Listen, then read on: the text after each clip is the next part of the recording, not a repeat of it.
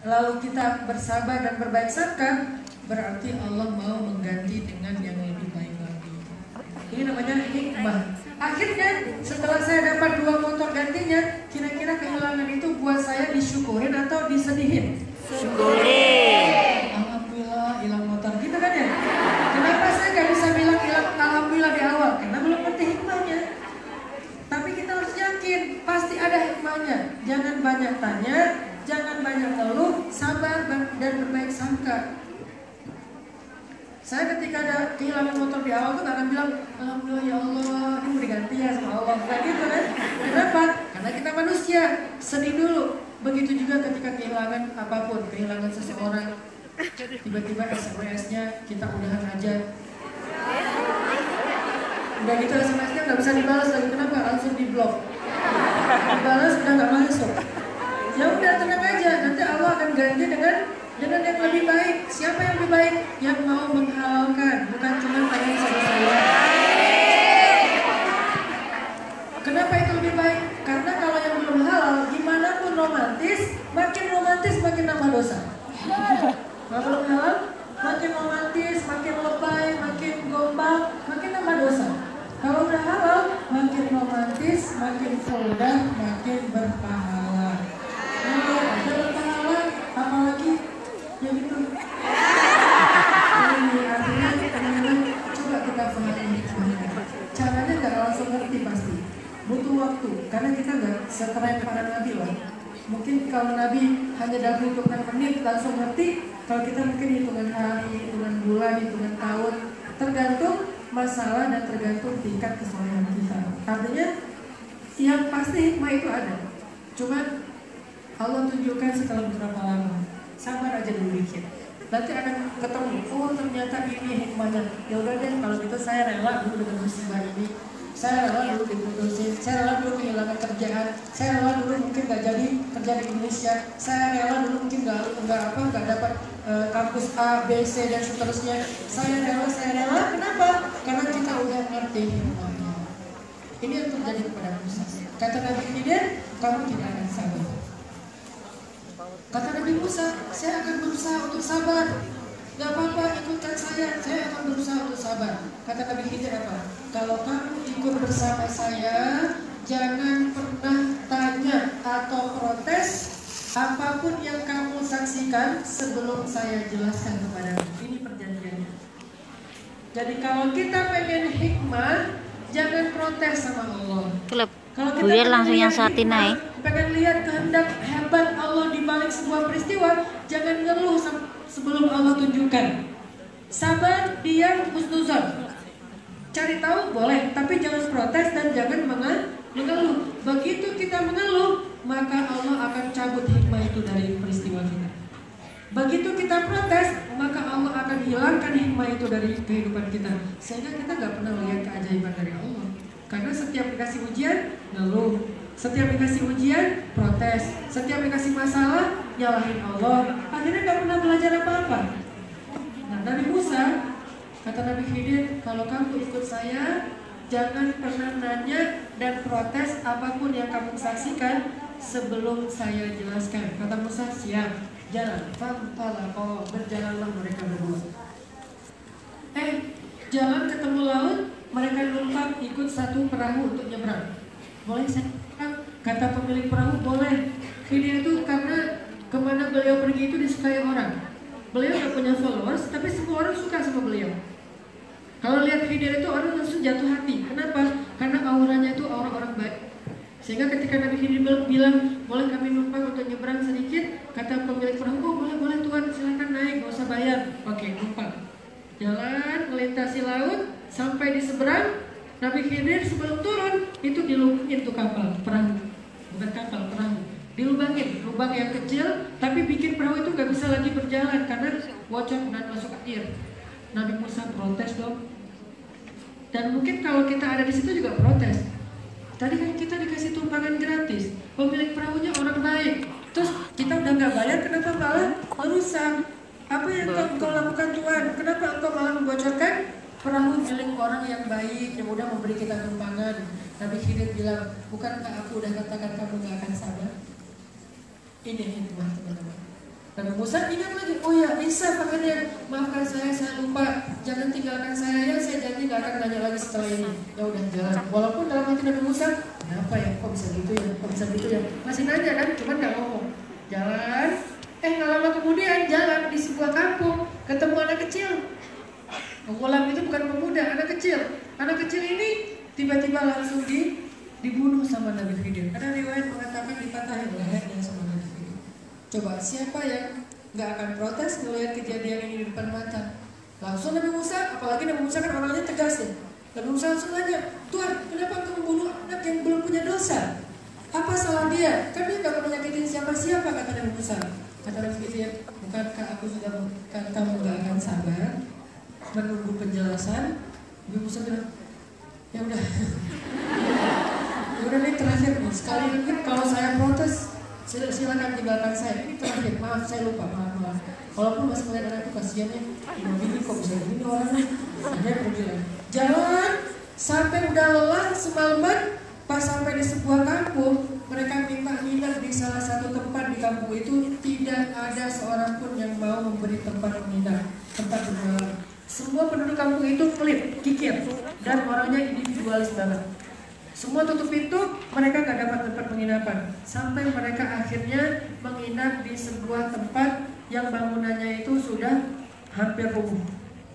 Udah hancur lah bangunannya, tinggal satu tembok doang gitu. Pagi-pagi Nabi Khidir bangun, langsung merenovasi rumah itu. Ada di kampung tadi, direnovasi, diperbaiki, kayu-kayunya udah jadi bangunannya. Nabi Musa bilang, kok kamu baik banget sih sama orang kayak gini? Kemarin orang baik malah dirusak kapalnya. Terus anak-anak yang gak ada salah malah dibunuh. Sekarang orang-orang yang kikir malah bangunan di negeri mereka diperbaiki. Kalau kamu mau minta ini aja upah, mereka harus bayar karena mereka orangnya egois dan individualis. Kata Nabi Khidir, inilah perbedaan antara aku dengan kamu. Karena kamu sudah 3 kali protes, ngeluh, gak sabar menunggu penjelasan hikmah di balik peristiwa. Nah, Nabi Muhammad SAW ketika membacakan surat ini, ayat ini kepada para sahabat, komen. Jadi Nabi bacain ayat, kemudian di bawahnya komen. Komen Nabi itu disebut dengan hadis. Nabi komen, apa kata Nabi? Seandainya saudaraku Musa sabar waktu itu, maka dia akan melihat banyak sekali keajaiban-keajaiban yang Allah tunjukkan. Ini karena qadarullah Nabi Musa tidak sabar. Jadi gak melihat apa-apa, cuma mendengar penjelasan aja. Kalau Nabi Musa sabar, kata Nabi Muhammad, maka Nabi Musa akan melihat banyak keajaiban setelah perjalanan itu. Cuma Nabi Musa qadarullah gak sabar. Akhirnya Nabi Khidir menjelaskan. Yang pertama, perahu yang saya lubangi itu milik orang miskin yang bekerja dengan cara nelayan dan menyeberangkan orang di laut. Dan di depan mereka nanti ada seorang pembajak laut, raja yang zalim, yang setiap lewat kapal, maka kapal itu akan dirampas, orangnya akan dibunuh. Maka untuk menyelamatkan mereka dari kejadian itu, saya lubangi perahu mereka, biar mereka perbaiki dan butuh waktu. Nanti kalau rajanya udah pergi, kapalnya udah benar, baru mereka akan berlayar lagi. Jadi ada baik atau buruk? Baik, hikmahnya kebaikan. Kadang-kadang hidup kita gitu teman-teman, seperti kapal yang kita berharap nggak ada masalah, tiba-tiba kapalnya bolong, tiba-tiba masuk air, tiba-tiba nggak bisa kerja lagi, nggak bisa ngelanjutin pekerjaan, nggak bisa cari nafkah, dan seterusnya. Padahal justru itu menyelamatkan kita dari banyak keburukan yang sedang menanti kita. Kita nggak tahu. Hikmahnya ada di sisi Allah. Banyak banget dalam kehidupan kita peristiwa yang hari ini kita anggap musibah, besok kita anggap sebagai berterima kasih kepada guru tersebut. Ini namanya hikmah. Hidup kita adalah soal memahami hikmah Allah Subhanahu wa Ta'ala.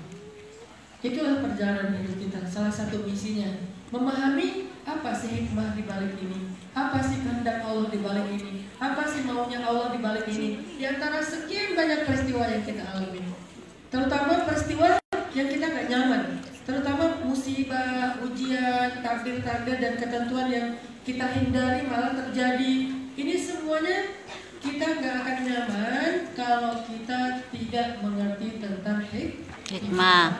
Makanya soal dir jodoh yang masih gaib dan pengembangan dari materi ini. Hari ini kita bahas tentang hikmah. Untuk itu saya pengen teman-teman merenungkan satu paragraf cerita di dalam Al-Quran.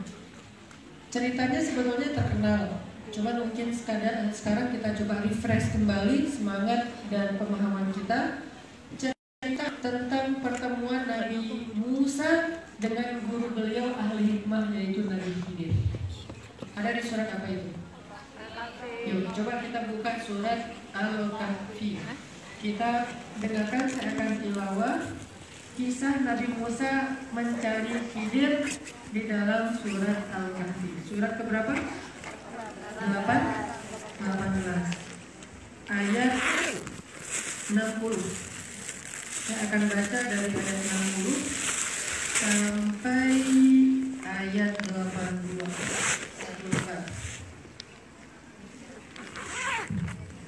Surat 18 Al-Kahfi ayat 60 sampai ayat 82. Ini salah satu kisah tentang ahli hikmah dalam ahli hikmah. Udah ketemu? A'udzu billahi minasy syaithanir rajim. Bismillahirrahmanirrahim. Nas walunas.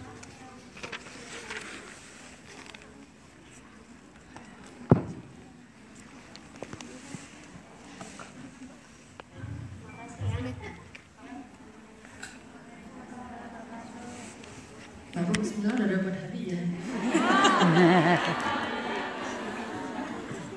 Wa in qala Musa li fatahu la abrahu hatta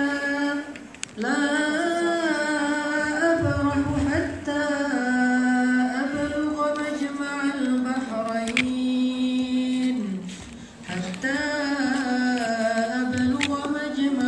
bahrain aw amdiya huquba falamma balagha majma'a bainihima nasiya hutahuma fattakhadha sabilahu fil bahri saraba falamma jawaza qala li fatahu atina ghada'ana laqad laqina min safarina hadha nasaba qala ara'ayta id awayna ila as-sakhrah fa inni nasitu al-hut wa ma ansanihu illa ash-shaytanu an adhkura wattakhadha sabilahu fil bahri ajaba qala dhalika ma kunna nabghi fartadda ala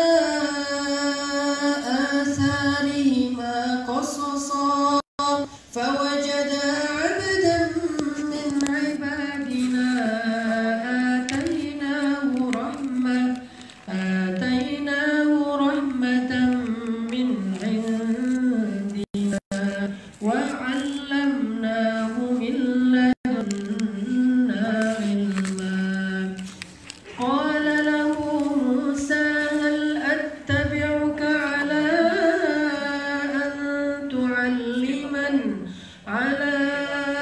an tu'allimani mimma 'ullimta rushda qala innaka lan tastati'a ma'iya sabra wa kayfa tasbiru 'ala ma lam tuhit bihi khubra qala satajiduni insha'allahu sabira wa la a'si laka amra qala fa in ittaba'tani fala tas'alni 'an shay'in hatta uhditha laka minhu dhikra fanṭaliq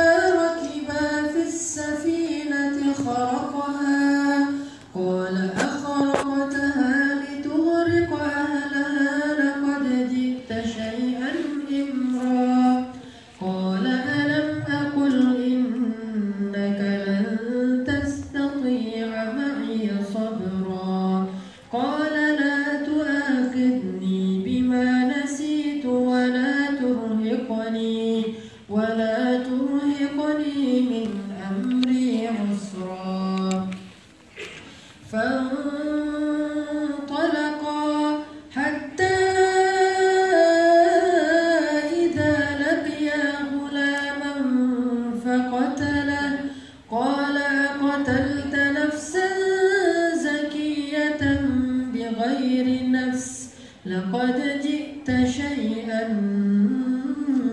نكرا قال ألم أقل لك إنك لن تستطيع معي صبرا قال إن سألتك عن شيء بعدها فلا تصاحبني قد بلغت من لدني عذرا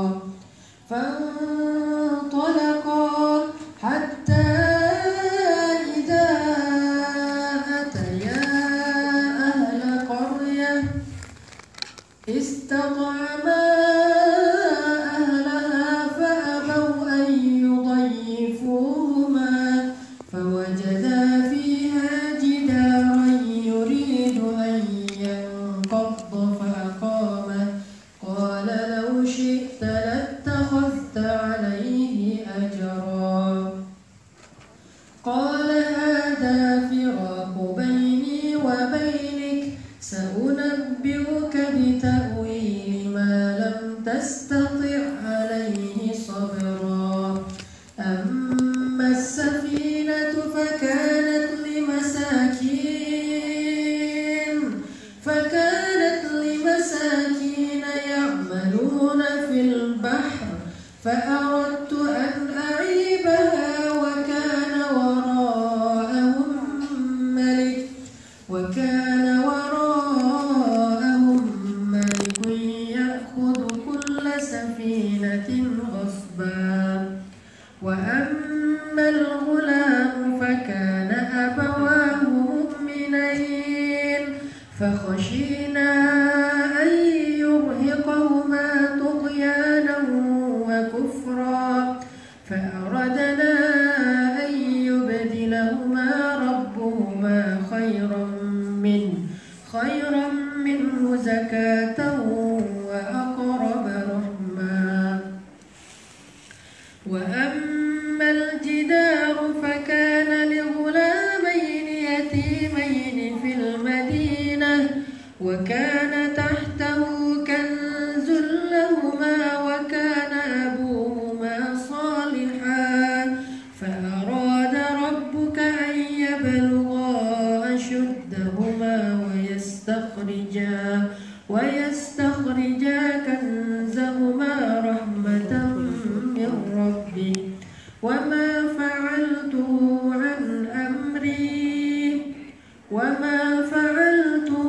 عن أمري ذلك تأويل ما لم تسطع عليه صبرا.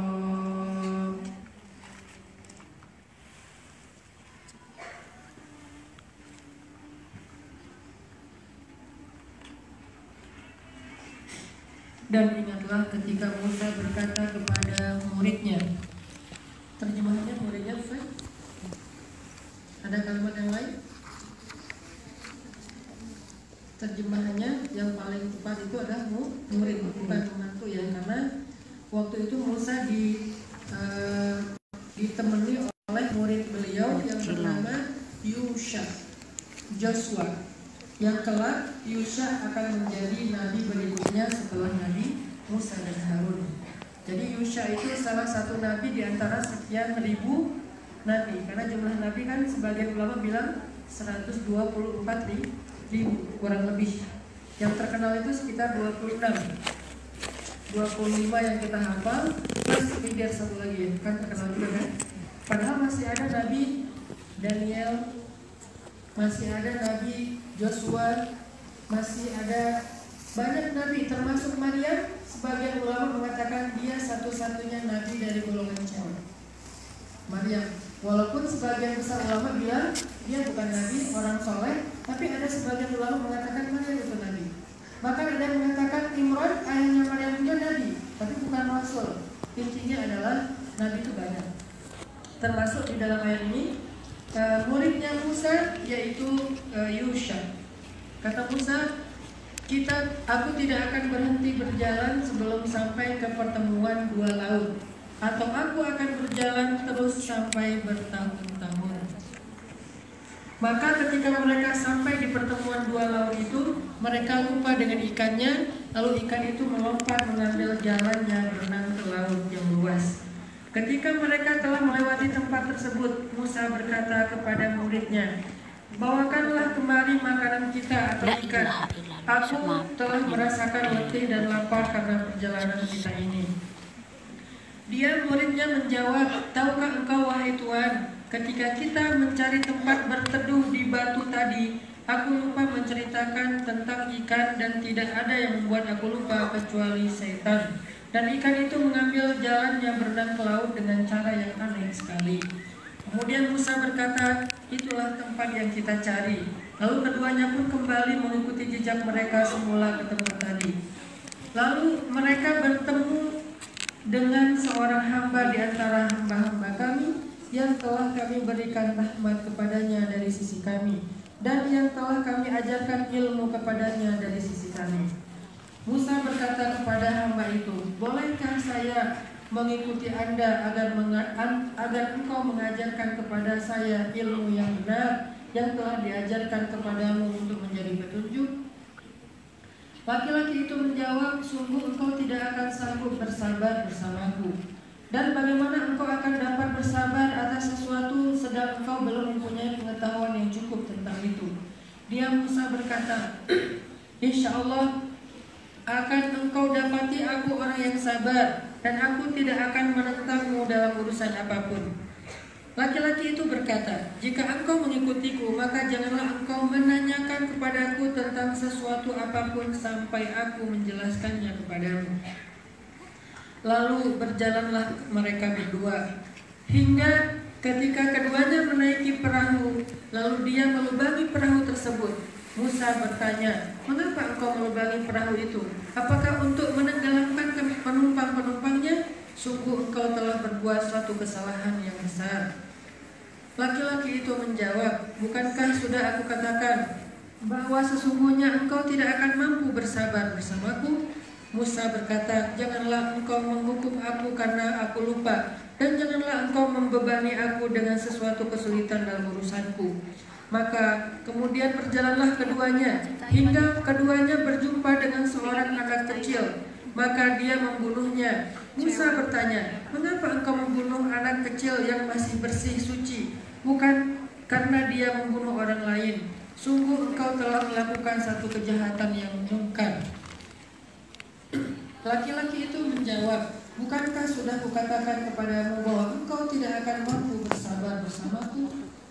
Musa menjawab, "Jika aku bertanya lagi kepadamu tentang sesuatu setelah ini, maka janganlah engkau memperbolehkan aku ikut menyertaimu. Sesungguhnya engkau telah cukup sabar menerima alasan dariku."